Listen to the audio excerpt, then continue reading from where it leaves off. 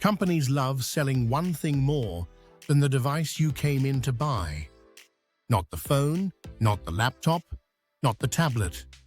It is the protection plan quietly sitting beside it, waiting for you to worry about something going wrong. These plans are sold as safety nets, but the truth is much simpler. They usually protect the company's profits far more effectively than they protect your wallet. Once you understand how these plans are built, the pattern becomes painfully obvious. Manufacturers know the exact failure rates of every product they sell. They know which parts break, when they break, and how often. Nothing about these plans is random or generous. The price is calculated with precision, so that you will almost never come out ahead. When a salesperson confidently recommends an essential protection plan, what they are really saying is that your brand new device is almost certainly going to survive the entire coverage period without any serious issues. The numbers overwhelmingly support them. Modern devices are far more reliable than people assume. Most real failures happen early, typically within the period already covered by the manufacturer. If your device breaks long after that, it is usually due to wear, and wear is rarely covered by any plan. Accidental damage plans sound more useful, but they have their own traps. Many include deductibles that quietly turn a repair into a surprisingly expensive ordeal. And several plans reject claims for issues you would assume are covered, like liquid damage or frame bends. Then there is the psychology behind the upsell. When you hold a shiny new device, the fear of breaking it is at its highest. Companies intentionally pitch protection at the precise moment your risk perception is the worst and your emotions are the strongest. People buy coverage because they imagine disaster, not because it is statistically likely. Loss aversion kicks in, and companies take full advantage. The emotional timing of these offers is not an accident. It is strategy. The profit margins on protection plans are enormous. Retailers make far more selling coverage than selling the devices themselves. For some stores, these plans are the only reason they remain profitable. That should tell you what side of the equation is winning. But protection plans are not always pointless. There are realistic situations where they genuinely save money. The first is rough usage. If someone drops their phone regularly or uses their laptop in risky environments, the math changes quickly. Another case is fragile hardware. Ultra-thin laptops, edge-to-edge tablets, and certain premium devices can be expensive to repair. A single damaged hinge or spilled drink can cost hundreds. For people who travel frequently or use their tech heavily, coverage can be practical. There is also the matter of convenience. Some plans include fast replacements or same-day swaps.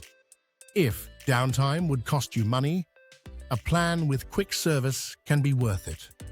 Not every benefit is financial. Sometimes it is about avoiding disruption. However, most devices like televisions, gaming consoles, and earbuds rarely justify coverage. They either fail right away or last far beyond the protection window. And many plans on small accessories cost a large percentage of the actual product price, which makes no sense. Carrier insurance deserves a special mention. Monthly fees add up shockingly fast, and most people forget they are even enrolled. Over a couple of years, the total cost often exceeds the price of a replacement device. Always check your bill and remove anything unnecessary. Manufacturer coverage is often underrated. Most companies already provide strong baseline protection for defects. Some credit cards even extend warranty periods for free. Many people are already covered without realizing it, making paid plans redundant. Wear and tear is the biggest blind spot. Protection plans almost never cover gradual aging, fading batteries, sticky keys, or cosmetic issues. These are the problems people expect coverage for, but the fine print usually says otherwise. There is a simple rule of thumb that cuts through all the noise. If replacing the device would create financial stress, consider a plan. If replacing it would only be annoying, skip it. This decision alone solves most situations cleanly. Deductibles matter just as much as the upfront price. A plan with a high deductible is rarely a smart choice. Look for options that offer clear, affordable replacements without extra fees layered on top. There is another strategy that works well for many people. Take the money you would spend on protection plans and set it aside in a small tech savings fund. Over time, the unused money becomes your own private safety net. Most people who follow this method end up spending far less overall. Devices do not break nearly as often as the marketing suggests, and when something finally does fail, the fund is there to handle it without paying a middleman. Protection plans are not scams, but they are not generous either. They are carefully designed financial products built to favor the seller.